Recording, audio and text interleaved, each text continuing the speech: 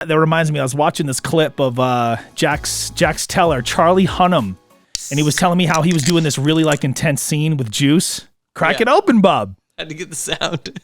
And he recorded the whole scene, and he was super nervous about it. And he says that he put on like the performance of his lifetime. And he's like, "That's it. I'm never doing this again. Where this scene is done." And then I guess the director of like sound came over. He goes, "Yeah, actually, we are going to do it again because we weren't rolling sound." Oh, that's devastating. And you know what? How do you let that happen? I've let it happen. I've had to be the guy on set that say, "Hey, that looked great, but it sounded bad because I didn't catch any of that." Man, I remember talk about being the bearer of bad news, bro. I was like, dude, you don't want to hear from the sound guy on set ever. No. And this one shoot, just like before we jump into everything. Yeah, the sound guy should be fail-proof, right? They had this camera, and their camera op didn't even know how to run the sound patch. So I'm like, okay, like, let me look at your menu. I go through their whole menu.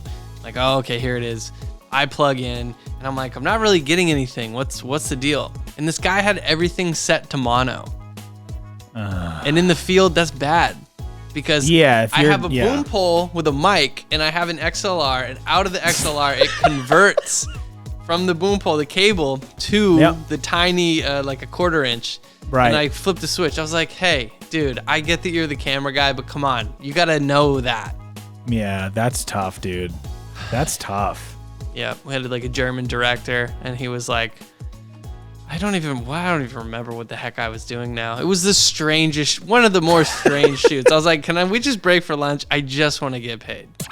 I'm hanging with homie, and you are also hanging with homie. I'm Harding, that's homie. And I'm lucky enough to get this guy on my show every single week. I don't know how I do it. Maybe because we've been friends for, 20 plus years. Okay, maybe it's the money. All right, you know what, guys? It's the money. That's why he's here. But he's Harding still my homie, friend. 2024. We're not running for anything. I'm just hopefully going to be running a little bit to keep myself in shape. I should be running a lot more than I am. Dude, I should be too. And I was looking in the mirror this morning. I did have a Domino's pizza last night. And you didn't tell me, dog? I couldn't, dude. You would have been excited. Like, yo, I would have got one too and FaceTimed you, bro. Pizza party. We can't both be getting large in the middle, dude. So I looked and I said, yeah, you've made a few questionable decisions since the beginning of the year. You should stop doing this. You know who made a questionable decision? No, who's that? Pepsi. Did you hear about this?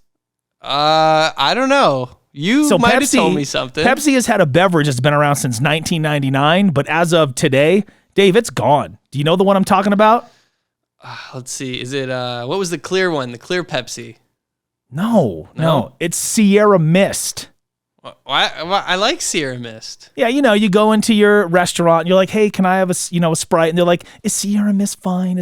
You're like, yeah, of course that's fine. I mean, if I knew you had that, I would have asked for it. But Sierra Mist is no more because Pepsi's dropped it, and they've introduced Starry. What? Really? Starry. Is that real? Yes. This is their brand new competitor to Sprite, lemon lime flavored soda. And we're going to see right here, right now on Hangin' with Homie, if this lives up to the hype. Is it too late now to say Starry? That's it. This has been Hangin' with Homie. We'll catch you next week. No, I'll pay you more, I promise. All right, here we go. You ready? Yep. It's a one-sip test here, Dave, by the way, okay? Everybody knows the rules. It sounds better than when you pop a Sierra Mist. I'm just going to put that debatable. out there. That's highly debatable. If it tastes like a beer, I'm in. It's a 2-sip rule. He's just going to keep drinking it and stop talking. That's what's happening here. He likes it. Look at him. He loves it. Dude, you know what? It has some kick to it. It makes your eyes water just a little bit. The punch this thing has. It makes your eyes a little starry, if you know what I'm trying to say. It's got 0 sugar, 0 added sugar, and just all the star you need. Dude, it tastes the exact same, but it's hella good. I'll be honest with you. It's good. So why would they do this? Is it just a brand, like a name change thing? I don't know, dude. You know, once in a while, companies like this, they just, I mean, how many flavors of Mountain Dew do they have now? It's like 16 of them. You know, I stopped after 3, the original, the Code Red, and the Live Wire, which was the orange one. I haven't had the pitch black or the super pitch black or the purple black pitch. I don't know. What's that rumor? And maybe it's science that like Mountain Dew reduces your sperm count. Like how much does a Code Red reduce your sperm count? Dog, contrary to popular belief, it actually increases. No, you're making all that up. Science. You can't just say science after you say something that's clearly not true. That's not how it works. Science. You didn't even say anything that time. You just repeated yourself. Dog, you know who's making sense right now? No. Iggy Azalea. Do you hear about this too? Okay, I did hear about this one. I want to know your take on it. Doug, are you subbed already? Okay, so Iggy. No, I'm saving my money this season. She put out a tweet. Oh, gosh, I can't even remember when. It was a while back. And it was like, no offense to anybody, you know, making their money off OnlyFans. But that's something that I would never do. Fast forward to January 2023, and Iggy launches her OnlyFans account. $25 a month. What? I can get like 4 streaming platforms and a bag of chips and soda for that. Yeah, you could get a Starry, you know, and you'd be good. You'd still have like $1.20 left over. You know, if Pepsi made beer, I'd get that. They do. It's called Miller Lite. Science. Okay, so great. I'll drink that. You can have all the Starry you want. But that's the thing. I'm wondering. It's like if you start to see charges pop up on your significant other's, you know, credit card statement, $25 a pop. Right. You know they're subscribed to Iggy. Dave, speculate for me. 25, okay. What is she going to make in her first month with OnlyFans with $25 per subscriber? Think about that. 25 a month. Well, we do some quick math on the phone here. Let's say she gets, all right, 25 times 1,000. All right. So we know more than 1,000 people are going to sub. That's already 25 G's a month. Golly, bro. What if it's 100,000? 2.5 million. So if she gets 100,000 people, which I think is a low number. That's a low number. There's definitely going to be more than that. But if you're telling me just at that low mark, $2.5 million in a month. So what's going to happen is a lot of spouses, if they check their spouse's bank statements, right? Guys, we're gonna have to get creative, okay? Like if you have a spouse, what's this $25 for? I'm now a huge Iggy Azalea fan. Love the music. New album just dropped. It's hot. Actually, it's like a monthly thing, so there's always new content, and I just want to make sure I keep up. What I'm doing is I'm buying Visa gift cards. Oh, you're a scammer, bro. I'm buying Visa gift cards. Where's your scammer bag? You need a scammer bag to deliver this news. And I'm using those instead of putting it on. No, I'm just kidding. So I was going to say Visa gift. Oh, Visa gift. Oh, what'd you get me? Yeah, you'll have to find out in Christmas. Yeah, you know, your birthday's coming up, right? 11 months away. Just save it up, $25 a month, and you'll get something great. Right, but I wanted to bring that up just because... And dude, no offense to, like, if you got it, flaunt it. I've always believed in that. If you can go out and you can get your loot and you can, you know what I mean? Like, all the power to you. So, you know, good for her. And I'm sure she's already well off. She's going to be even more well off. Dog, I really got to get into shape. I really got to start my own OF, right? Yeah, well, that's the thing. You can have an OnlyFans. It's just, I think what would happen is a lot of people that would want to see you or me in the nude would get really let down when it's just like a bunch of content that's just like us. It's like just the BTS we couldn't share on the podcast. You're like, that's already free. Why would I pay for that? You thought I was going to be naked. Shame on you. Yeah. Dude, I put, I talked about this in my station blog, and at the bottom of it, I go, subscribe to my OnlyFans here. And I put a hyperlink and it goes to my TikTok. So hopefully some perverts clicked on it and thought, hey, wait a dang second. You know, his voice is nice. I wonder if he looks halfway decent in the nude. Bro, it's like in the beginning when Patreon was new, it was all about nude models or like pornographic content or spicy content, as they say. But There's a ton of YouTube creators that have very popular Patreons. And I'm actually thinking about making one because I have all these documentaries I'm putting together. And of course, I want people on YouTube to see them for free. But the other part of my brain is saying, like, you put in all this time and effort, filming, editing, getting releases, blah, blah, blah, blah, blah. Maybe you could do like a premiere in like the first month. Hey, if you want to watch it first, you got to pay and join. I don't know. I think there'd be something to that. No, I think that's a good idea, especially for you, somebody that, you know, taught me the value of document everything, document every day. And one of the things that I saw that you posted this week that you documented in your teen years, you told me you were what, 14, 15, you went out to Japan to play Little League baseball. And I texted you and I said, Dave, that's the dopest piece of content you posted this week. And when we sat down today, I wanted you to give me like further context on what that was like, because I'm a dude that's not nearly as well traveled as you. I haven't been outside the country. You've been to a bunch of different countries, but to be able to play a game that you've always loved since I've known you in Japan, I thought that was just super cool. It was a blast, dude. And I've been getting messages from a bunch of my friends I keep in touch with who were also on that trip, who played on different sports teams. So it was a sister city exchange. And so I'm gonna be a sophomore in high school, I guess. So I'd finished my freshman year. So we're playing high school players, playing like really good ball players. I mean, we're all in high school too, but we're playing for like 2 weeks. I think we were there a little over like 12, 14 days. And the Sister City program exchange was cool because the cities of Portland, Maine, and Shinagawa, which is like a suburb of Tokyo, we played there, and then they came over to play here. So we stayed with a host family in Tokyo, which was so much fun. Didn't speak the language at all.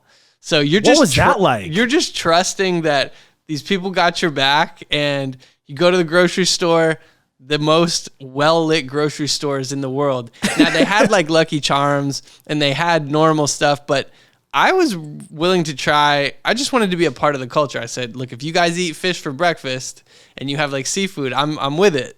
So that must have been kind of tough for you to like navigate, because think back then there was no like Google Translate. You couldn't just bust out an app on your phone. You're just kind of rolling with it. So it's funny you say that, because they had these little machines and it looked like a big Sidekick or a big Game Boy, and you could type in the word in English and it would spit out the translation in Japanese. So I would say like, like steak. And they'd say, oh, they'd be like, oh, steak. So you play a lot, like you use that, but you play a lot of charades, like, yo, I'm hungry, or, can we go to, and I'd show a picture, be like, oh, Mount Fuji. They're like, oh, sweet, let's go there. So we did a whole family day trip. I went with their family. We drove up there. There's footage. I'll put it out soon, where I'm standing there next to the sign, and they're like, David, like stand here. It's like so cool. I have so many fond memories of them. And part of that was I got to play my first ever night game was in Japan. It was that clip. So we're playing a night game. I think I got at least one hit, maybe two. And I have a scar on my elbow, my left elbow, from making a diving catch in right field. So dude hits a pop-up. That game, it skies it. Now, when you're playing a night game, you got two things to deal with. You have the lights, and you have the lights in the buildings that are like these skyscrapers. So the ball goes up, it goes past the field lights. I'm like, okay, I got it. But then I lose it in the lights of the building, and I'm like frozen. And I'm like, oh God, where'd it go? And they're like, oh, I see it. And it was way in front of me. So I'd sprinted back. I sprint forward, and I dove in, diving catch with the left. But the ball over there, when you're under 17, it's rubberized. And I've probably shown you this maybe once, but the seams are built in. So I didn't know that. To reduce injury when you're younger, because you don't want to like break your bones, and kids throw hard, we throw hard. I broke my foot. Somebody hit not a football. Somebody hit a baseball. A grown man, when I was a kid, pitched him the ball, and he was like, all right, smack, came right down, hit the top of my foot, bro. It was like ballooned up. It was bad. How many bones did you break? I don't know. Well, you're back now. That's good. Yeah. Well, I don't know if it broke, but I hurt like a son of a gun. All right. I'm trying to romanticize the story here, Dave. Thanks for keeping things factual. Yeah. Science. So what happened was I lose it. I dive, and I'm like, awesome, I made the catch, but it's a rubber ball, remember? And it like bounces up, it hits the palm, and I take my other hand and just like close it. So I'm like snow cone. I'm like, yeah, I got it. I get up, like throw it in. So I got the out. I think we got a double play at second. But the game ended in like a 1-1 tie because at some point there's a curfew, and they had to shut the lights off. They're like, we're about to shut off the lights. So it ended in like the 7th inning. And it was just, it was like the hottest summer ever. It was humid all day, every day. But we would ride bikes over to the stadium to play. They had this Gatorade looking, it was like Gatorade, but in Japanese. And it was amazing. It was like the white Gatorade, which is my favorite. And probably is my favorite because of that trip. Because I remember it was like quenching my thirst. I'm like, oh God, thank God for this vending machine that has cigarettes, but also Gatorade. So I'm going to get the Gatorade, not the cigarettes, because I'm 15. You got the hydration drinks right next to the tobacco products. Right, it's just, so, your lifestyle is going to go like, you're at a fork, you got to pick one way to go.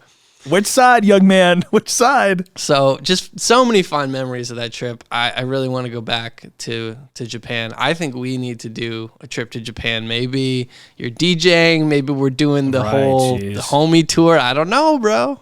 Dude, I've always thought it would be super, super cool. Just a lot of like, sometimes I'll often just watch different, vlogs about, people that go visit Japan and what it's really like. And I've always been a big Pokemon fan. So just like some of the things that I don't know, man, I just always thought it would be super cool to do. I think their culture is super, super interesting, especially the toy culture, where a lot of these different toys that we get here and where they come from and why. And yeah, I've just always thought it'd be super cool to visit Japan. And Speaking I was of really, toys, bro, we went to this museum, this historical museum of Tokyo.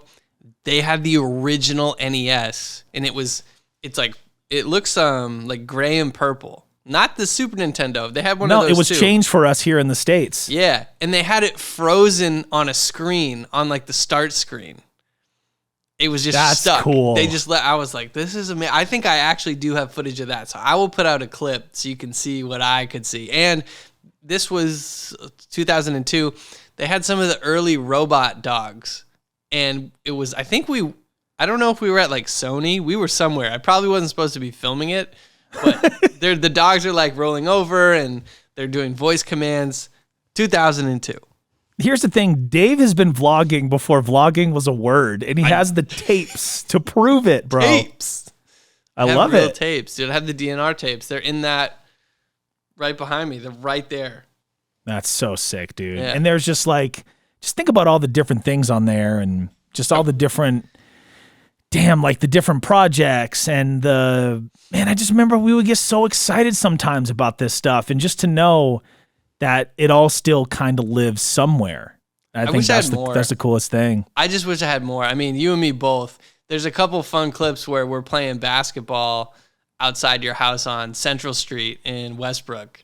Brook City, what up? Yeah, I don't even know whose hoop that was, but nobody else was playing on it. We didn't know either. We just took it over. Yeah, I mean, dude, good times, man. Just that's what it was about. So I think everybody listening and watching realizes our friendship goes back before 2002. Yeah, our friendship goes back to pretty much before the internet. Before we had access to it.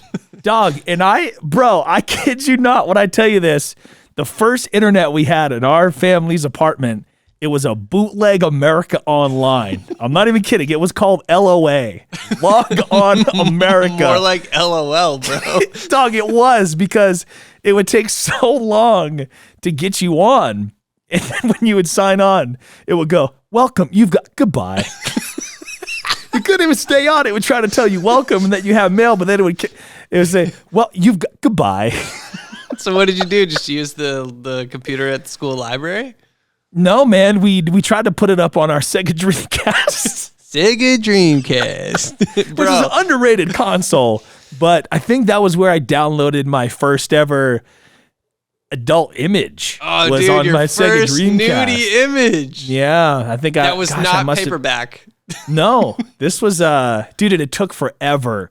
Every pixel, you're just waiting. Top. You're like, better get some popcorn. This might take a while. This is gonna take a while, but then you're trying to keep watch so your parents don't come down And dude, it was worth it. I was a changed man after that day. You're like, yep. I became a man on the Sega Dreamcast.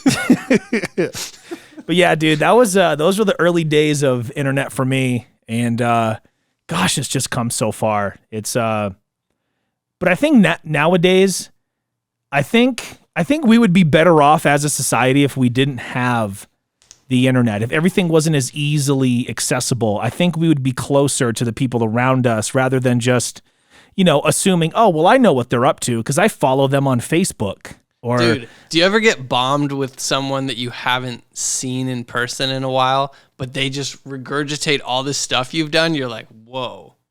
I recently did get that. Some I don't want to say kid, but we're all grown men now. Some dude commented on a post of us, and he's like, "Hey, I recognize you two," and I'm just like, "Yeah, I mean, of course." No, I'm just kidding. Of course you do. Yeah, and it was from like way back from like Baxter Elementary. Yeah, and I was like, but I didn't go to. I went to Longfellow. Was Baxter before that? But said he knew us both, and this whole conversation took off, and. Yeah, it's so weird, man, because like there's these people that you forget about. They were just very small parts of your life, even when you were super, super young. And you're like, you've never thought about this person ever again, for good or for bad. And then suddenly they're reintroduced to you in your life because of the internet. It's kind of a wild thing. It's like, you have access all the time. Like you don't even have to muster up the courage to call a girl. Like, I remember I was telling you a story the other day, and you don't remember it, but I was like really into this girl in 6th grade, and I was like, dude, you have to call. I can't do it. I need you, bro. Dog. I need my wingman. You have the kid with the stuttering problem try to call this girl to profess your love to her in 6th grade. What are you thinking, man? And I didn't even know what I wanted to say either. You're like, what do I say? I'm like, I don't know. Make her like me. Like, what if she doesn't? I don't know. Just, improv. Just figure it out. Yeah, dude, thank you for trusting me with that. Bad welcome. Choice, by the way. I didn't have any other choice. No, dude, what are you going to do? I mean, I could have asked so Joe, funny. But I was like, maybe not. No. Yeah, you don't want to go down that road, man. No. He didn't seem interested in helping me with that. He was more interested in wrestling. Yeah, he wasn't interested in calling and talking to Domino's employees on the phone either. He'd have a panic attack and hand the phone off to me. Listen. So the kid with the stuttering problem again is on the spot. Can a large pepperoni pizza? What? What do you, kid? What do you want? Can and a large Dr. Pepper. Kid, what do you want? I just told you. What's your address? I'm at Joe's house. You know what? Forget it. We'll come pick it up. But when you're a kid, you can't. You're like, please deliver. Yeah. It's funny. I'm glad you could poke fun. I'm glad you could poke fun at that. But now looking back, I'm like, wow, I didn't even realize how much I put you on the spot. You were probably terrified. Well, yeah, it was so hard for me to talk to anybody. And what made it even more difficult is you and our friends around me would finish my sentences for me. And nothing drove me crazier than that. I'm like, look, I've struggled this far, Dave. Let me get the rest of this damn sentence out, We're going to punch it in. I know you're the top receiver, but we're going to hand it off. We're going to hand it off this time. But isn't it ironic that the kid in your group of friends that grew up with a stuttering problem is now getting paid to speak? That's Mic drop. Funny how life works, huh? It is. You know what else wasn't funny this week? Dave, I found out that I was allergic to pineapple. Suddenly, just as you get older, these things happen. I was kind of freaked out when you sent me the picture. Yeah, and if you can pop them up on the screen right here, but warning, this is horrific. I'm just having lunch, just chilling, decide to have some pineapple because I haven't had it in a while because it's cold outside, but I do wild things like this sometimes. So I open up a thing of pineapple. Look, when you're in your 30s, you do some wild stuff like eat pineapple. Yeah. You got to find the small things in life, that bring you joy. And in that moment, it was some fresh cut pineapple until suddenly my face just starts swelling up, beet red. And I couldn't see it at the time because I hadn't looked yet, but I could feel it. And then I'm seeing all these hives start breaking out all on my arm and in my underarms and on my chest and on my legs. And I'm like, before I know it, I'm looking at my hands and I'm looking in the mirror and I'm like, what the hell is going on here? So I pick up my phone and I send a picture to Dave and I'm like, bro, what do I do? And I'm like, well, I'm not a doctor, but you should go see one. Yeah, so it was at that moment I was like, I didn't, and here's how like frugal I can be sometimes. Even though I have insurance, I didn't want to spend the copay to go to the urgent care, but I bit the bullet and I did it anyway. Doctor hooked me up with these meds, which put me to sleep for like 16 hours. Whoa! And I woke up, everything was gone. Really? Everything. How long did it take? So from that night to the next, when you woke up, it was gone. They were gone before I woke up because I got back at 3:00 because I had already done my show ahead of time that day because there was construction at the station. And at 3:00, I lay down in bed. I wake up at like 10 and they're gone. But I'm still like hot. I can still feel kind of where it was. And then the next morning, gone. You should have saw me going to Supers to get into the line at the pharmacy. People were backing away from me like I had this contagious disease because they see me. And dude, I'm just my whole body, head to toe, covered in hives, top of my head. I mean, now, let me say this. Probably the best time to wear a mask was that time. Yeah. Well, I didn't. I was just wearing sweatpants and a t-shirt. You could see it all down my arms, top of my head, my face, my ears, and my neck were like the beatest red you've ever seen. Yikes. And I'm talking to the pharmacist, and she's like, oh my God, yeah, we did just get this call, and I was going to need some time to do it, but oh my God, look at you. So she scrambles and pulls my prescription together as fast as she can, and thank God she did, dude, because those meds knocked me out. One of them was a steroid. One of them was like a super Benadryl, I guess you could say. Okay. And just the mixture of them knocked me out, cleared everything up. And I officially stopped taking them today. I'm supposed to do it for a week, but they make me so tired that during the days I don't really want to do anything. And I got to be productive. Monitor. And I would hope by now that pineapple is out of your system. Now, you're not 100% sure that's what it is, but you went to get a food allergy test, right? Not yet. It's scheduled. So that's coming up soon. That's where I'm going to 100% find out for sure if that's what it was. But I've been eating pineapple my whole life, so it was very strange, but it was kind of, explained to me by the doctor that sometimes we can just develop allergies. I called my mom when it happened, and she said, yeah, randomly in my 20s, I was allergic to, what does she say, jalapenos. She didn't even eat them. She was just cutting them at work. Whoa. And her whole body broke out into hives, face swelled up. She had to go to the urgent care too. I was like, damn. Man, getting old, man. No, isn't it the worst, bro? It's like my back's already bad. I already have skin problems. I'm losing my hair. I'm gaining weight. And now all of a sudden, heads are falling off. I know. And now I can't even have pineapple. You gotta get out of this town. You can't even have a little moment of... Well, hopefully after you get the results, you take your test, then you'll say, okay, I'm going to stay away from this stuff. Yeah. And I'm going to pick like a nice star fruit or, like a kiwi. Or a nice starry. I really set you up for that. I did not intend to do that. They're not even paying us. What's funny is the pineapple is still in the fridge. So if we want to put it to the test right now on the show and see if that's it's a terrible decision. Let's not do that at all. Because I'm just thinking, all right, the fastest way would be just rub it on your cheeks and see what happens. Oh, man. Yeah, that sucked. Yeah, that's the worst, man. I don't know. When I was a little kid, I was allergic to peanut butter. Yeah? But at some point, and this went on and on, me thinking I was still allergic. And I was like, oh, I can't have peanut butter and jelly. And man, I really wanted a peanut butter and Tragedy. jelly. Everybody's like eating them. And somebody's like, oh, mine doesn't have the crust. I'm like, what are you, rich? Someone who took the crust off? We got to eat that in my house. Crunchy or creamy? Yeah. Yeah. Crunchy or puffed? Puffed? Yeah. Wimp. So finally one day I said, what's the worst that's going to happen? Let me eat one. Nothing happened. And I've loved PB&J ever since. Yeah. And before. I was going to eat it anyway. I risked it all just to know what it was like again. Isn't it so weird how we get older, how we got to kind of worry about what's in what we're eating? Where it's like, hey, well, is this gluten-free? Is this sugar-free?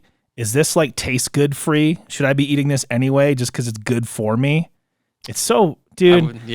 I hate it. I hate it. But subconsciously, I'm making better choices than I would have like in my 20s. I'm just like, I'm going to keep it simple. I'm going to have the same thing for breakfast every day. I'm going to have the same thing for dinner every day. And then for lunch, I'm going to have the same, smoothie every day. And this is just how my life is going to be, because you get to a point where you're trying to be so efficient with your time that you're only eating because you have to, throughout your day. During the weekends, I'll indulge here and there. Like, don't get me wrong, If you and me are in the same place, we're about to mess up a pizza for sure.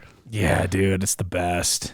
Best. It's tough though, but it's fuel. I mean, that's just what it is. And I think we're both growing our brands and we're trying to get to a point where we can do the really fun stuff in life. And if that means cutting out a lot of like fun and really good, tasty foods, then fine. Some of my favorite things to do was when I was living in the creek in the apartment above your dad's place, was when we would meal prep together. We would go down to the Shaws, and we would pick up everything we needed, and we'd come back and we'd literally make everything for the whole week. And then we'd have our meals together, and then we'd go work out together, and then we'd film content together. And now I don't really have that person to hold me accountable. So it's definitely tougher, but having a personal trainer like I do, it can cost you a bunch, but it's also a big help. Yeah, dude. We're just out here just working on collabos. We got to survive. Dog, speaking of trying to survive, what is happening to the World Wrestling Entertainment right now? I don't know. You tell me, because I remember when it broke, you were beside yourself. You're like, this is the worst thing that could ever happen. Well, what happened was a report came out that WWE was purchased by a investment group in Saudi Arabia, and immediately I texted you and I said, Dave, this is way too soon for this to happen, because these kind of big sales, these kind of big acquirements take a lot of time. Like, there's a lot of paperwork, a lot of I's to dot and T's to cross, and there's no way that this happened this fast. And then come to find out, it was just negative propaganda that was put out there just to make the company look bad. Now, of course, this is still an option. Like, this could actually still happen. But I think the vast majority of us fans want and hope for the sale to go to NBC Universal. It makes the most sense. I think it makes the most dollars. And if I get to see a Roman Reigns roller coaster pop up at Universal, bro, I'm in. What do you think that they would call that? What does he call his thing? Like, the playground? Or I haven't watched in a while. Dog, the Superman punch. Oh, yo, that's perfect. That's a great name. You kidding me? You heard it here first, so just cut the royalty check to Hangin with Homie podcast. Right here. Yeah, it's been a wild week in the world of wrestling. I did an update about Stephanie McMahon stepping down. I guess there was some big backstage discussion that Triple H actually held with all the talent to kind of calm everybody's nerves. And I was think it he's heated? The perfect guy. Was it like a heated discussion? Well, believe it or not, Dave, I wasn't there. This is all secondhand information that I've read. I thought you were a wrestler on the weekends, bro. You're letting me down.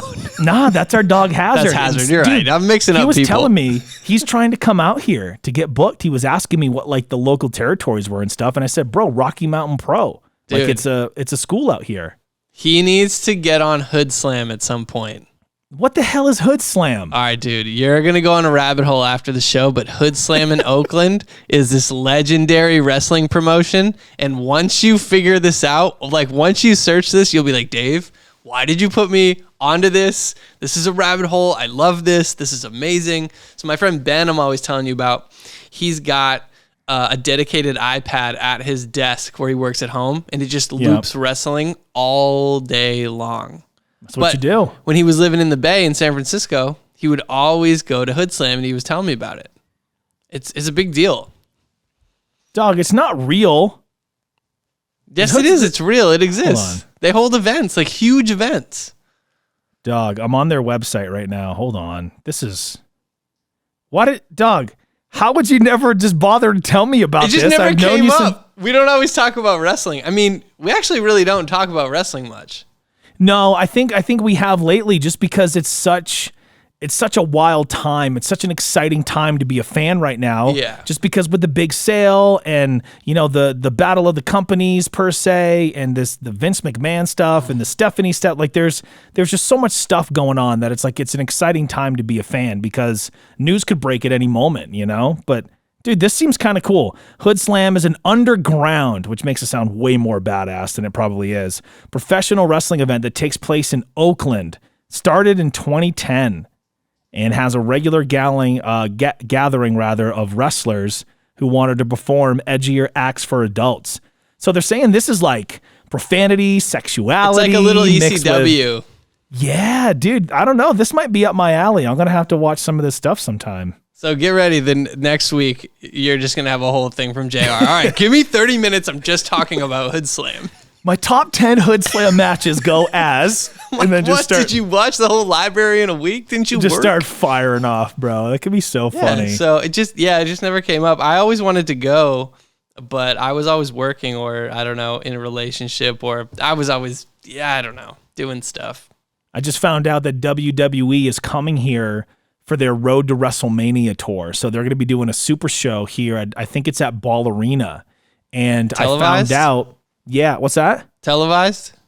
No, it's just going to be for the house. Sweet. But I found out that it's a super show, and we're going to be doing this promotion on my radio show on Hits 95.7, where you get to sit ringside with me for the show. What? Dog, what? You know what I hate about that is I'm disqualified. Well, here's the thing, is I got me and a guest plus two more. So if you're coming, bro, we're sitting ringside. Let's go. All right. Maybe we're going to have to make that happen. It would be so sick. Dude, this is going to be, I think it's literally like the week before WrestleMania. Dude. So all the big stories are coming to conclusion. All the big acts are going to be there. I'm predicting Roman Reigns, Logan Paul, John Cena, anybody and everybody. Dude, Cody Rhodes. Like, this is going to be the who's who. Man. I would take a Superman punch to sit ringside. Well, you're not going to have to because you know me. Even better. Let's go. See, if you know a guy like this, you don't have to take Superman punches to get your head in life. Yeah. Dude, like I think about my job sometimes and I'm like, I'm so fortunate that I get to talk for a living because I even look at my father and he's still like, doing carpentry and laying down tile and roofing houses and I'm just hard super, work. Like hard, like man's work. And he knows everything about cars. I don't know the first thing. Like it makes me realize how lucky I am to be able to do this. And that's not even a brag. That's like, I had a lot of obstacles with my speech to be able to overcome, to be able to accomplish this. Yeah. And if you listen to enough of our episodes, or if you listen to me on my radio show, you'll start to notice certain cadences in certain ways that I speak. And one of the things that I do is I put things into threes so I can slow down and I can not stutter. But yeah, there's definitely some cool perks that come with the gig. And as burnt out as you can get working in radio, and anybody that has knows how fast it can come because it's a constant spinning 10, 12 plates while you're live on the air and running your own board and coming up with your own bits and bringing in and out callers and different local segments. And you're doing this and company initiatives and you name it. It's, I'm very fortunate to be able to do it. And there's some really cool perks that come along with it. And if I can get you out here for that show, bro, and we can put together a vlog and then sit down immediately after in the creek and cut a show about it. Okay, that's exactly how we got to do it. We will do live reaction podcast, emergency pod on the wrestling event. Yes, I love that. It would be so cool. And dude, believe it or not, I've been getting a lot of messages lately from people that say, JR, what's Dave's radio show? Where can I hear him? Right How does here. That make you feel hearing that? Dude, that makes me feel great. Look, I don't have the power of wattage, but I have the power of the internet wattage, and I have Hanging with Homie. You guys don't know, that's my show. I'm just lucky to have this guy agree to a multi-year contract without even knowing it to be on this show. No, I just signed it. He just signed it. Will he get paid? We'll see. I don't know. Only time will tell. That's what friends are for. They just sign. Yeah. They're like, you're doing it? Cool, I'm in. I'm in. And dude, I just get to kick it with my buddy every week, and that's like the best thing. And then plus I'm a total like tech and, you know, like gear nerd. So I'm constantly like sending you emails. Hey Dave, how does this sound? I changed this piece of processing compared to how does this one sound? Imagine somebody who's a professional in radio is sending me stuff. I just want to, you know, bend your ear on this because I'm just not sure if it's like hitting right or, you know, I don't know. Sometimes I just think that I'm too loud, but I'm not too loud. I know I'm not too loud because I'm on the radio and, you know, people just hear me normally. This is kind of what it sounds like. And I'm like, hey man, it's cool. Let's just do it. You know what? You're right. No, you're right. Yeah. You're like, dude, it sounds great. I'm like, yeah, you know, I'm listening to it now. And when I'm in my room with my sound panels up, it sounds better than in the room when there's not, because it's like echoing around the room. And see, you're just like, I was doing a good impression. Yeah. You're like, dude, would you just stop? Just sit down and you need to cut it. just go. I just want to have a conversation. Okay? I just want to have a hazard out there. You know, you need to cut it. Yep. He would do the old Walter Burney and butter the bread. Yeah, this is, you know, Hanging with Homie. This is becoming a real thing. We've set our schedules up, and any other creators and podcasters out there, the number one thing you have to do is just set the time aside and take some action. That's how this all came together. We just decided we were going to start recording and start doing it. If we had thought about it, we would have just, you know, think tanked it to death and it never would have happened. Yeah, and that's why most projects don't even get off the ground, because it's like, okay, we got this idea and we can do it for this episode, and we got that idea and we can do it for this episode. And, you know, you start to just really like overthink it rather than just, what was the first thing you told me when I bought my first camera? Just roll. Just roll, baby. Always just be document. Rolling. Yeah. Document and then create later. And yeah, I'm just excited with the product, and I'm excited to share it. You always know if you're doing good work, you're excited to share it when it's finished. If you're not excited to share it, then that's how you know maybe you need to do a lot more work or you're not doing the right thing. Yeah. That's it. That's my mic drop for this episode.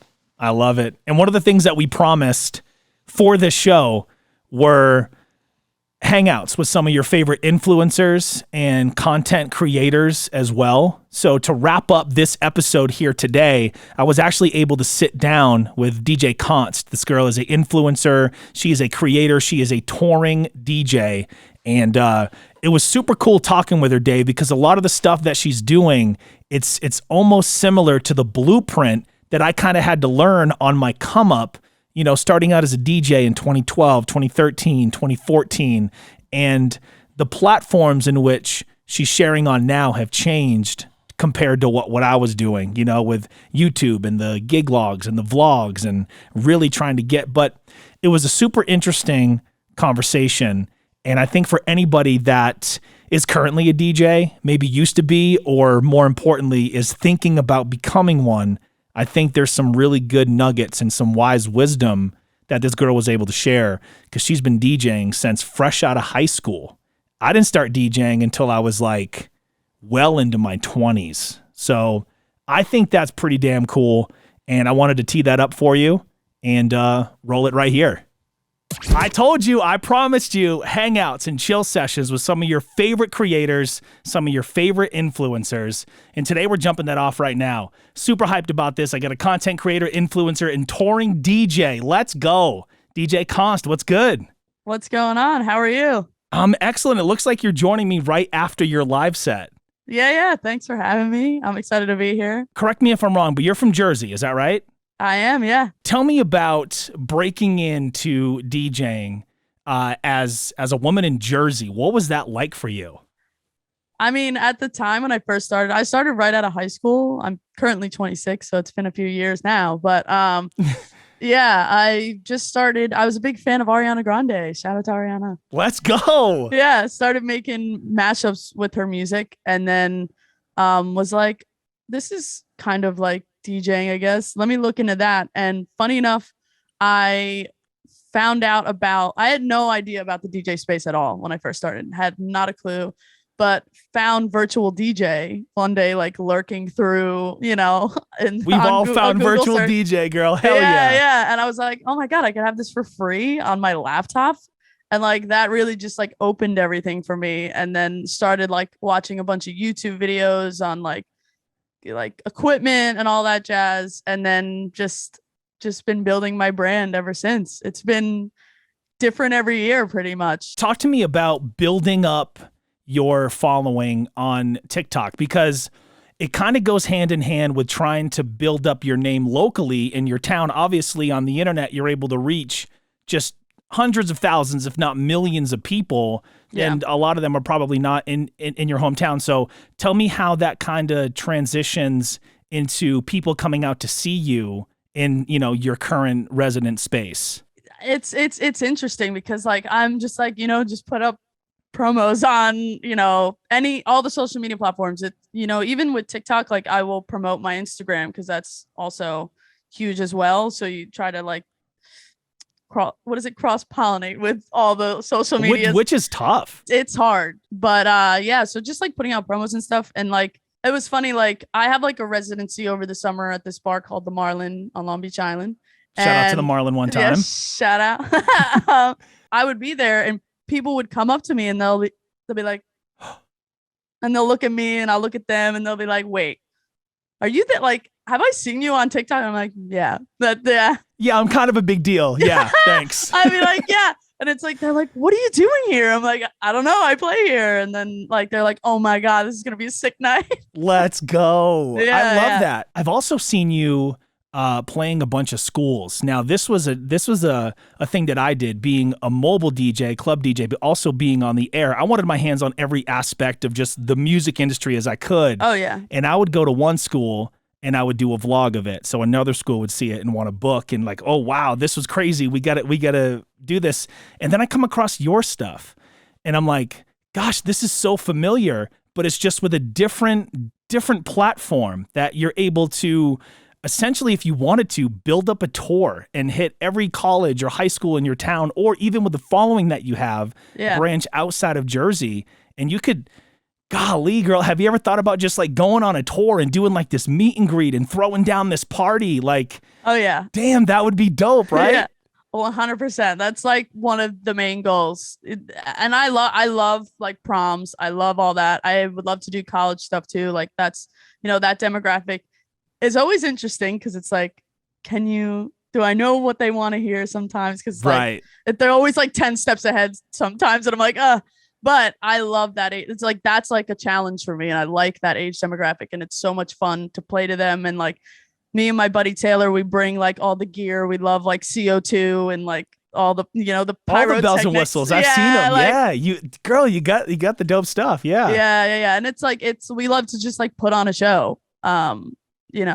But yeah, I would love to 100%. Let's say there's a new aspiring DJ that's watching this right now, which we've all been in those shoes before. And it's really tough to like navigate. I know, speaking for me in my hometown, a lot of DJs really held everything close to the vest. They didn't want to share any of the knowledge because nobody kind of wanted to lose their spot. And that sucks. Yeah. But we're not gatekeepers here, Aaron. We want to share with everybody. So if somebody were to come to you and say, where the hell do I start? Well, I always like gear wise, because let me tell you, I came in here, not a clue, not an idea of what gear was good. I saw the Newmark was $50 and it looks like it has little jog wheels on it. That sounds good. Would not work in a club setting, but it was, it is what it is. But if I like were to recommend something, I always recommend Pioneer products. I think they're great. Even I think their SB series is like their lowest, like, but like perfect for like what you need when you first start out. And that would be like gear wise. And then like when you first start out, it's just telling people word of mouth, you're going to play a lot of things for free in the beginning. Yeah, you really are. And that's for me, when I first started out, you know, playing for free didn't even matter because I loved doing it so much. I was like, no, I just want to do it. I just want to do it. You know, as the time went on, I was like, oh my God, I can make money doing this. I can make how much doing this? It's so cool. So tell me, when was that moment for you when it turned from passion, hobby to, yo, I can forget, you know, the 9 to 5, I can forget the fallback, and I could actually make a career and a living out of this? That was probably like when I first, obviously the first few gigs, when you start making money, it's not insane money. It was more of just like a, you know, side job. I think it legit became my job probably like 3 or 4 years in, especially when I started with the club stuff. And then, yeah, and it's finding different avenues, you know, doing all different sorts of stuff, just to, you know, be able to keep doing what you do, you know. The pandemic was an interesting, you know, time for all DJs. So that's where the live stream came up. Yeah, we're sitting there just like what the hell are we supposed to do? We can't earn any damn money, you know, and we can do live sets and people can send gifts. And you're like, what? Like I can really earn some coin off that? Like it was foreign. I could wake up from a nap and DJ and, you know, make some money and then go back to sleep. Yeah. That's so cool. So you said you're doing your live streams 3 times a week.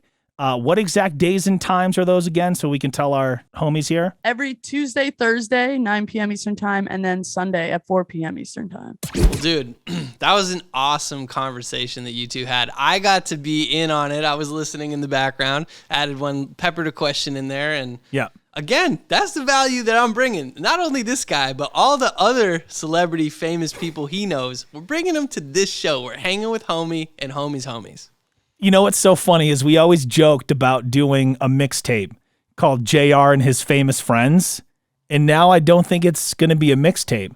I think it's going to be a weekly podcast. It's going to be a weekly YouTube series. You're going to get it right here. You're going to get all the cool people coming to hang out with Homie just like I am. And I guess I'll see you next week, right? It's part of the contract. Yeah, I guess I'll be here, man. For Dave, I'm JR. Thanks for kicking it with us. This has been Hanging with Homie. It's cool to be you. Peace.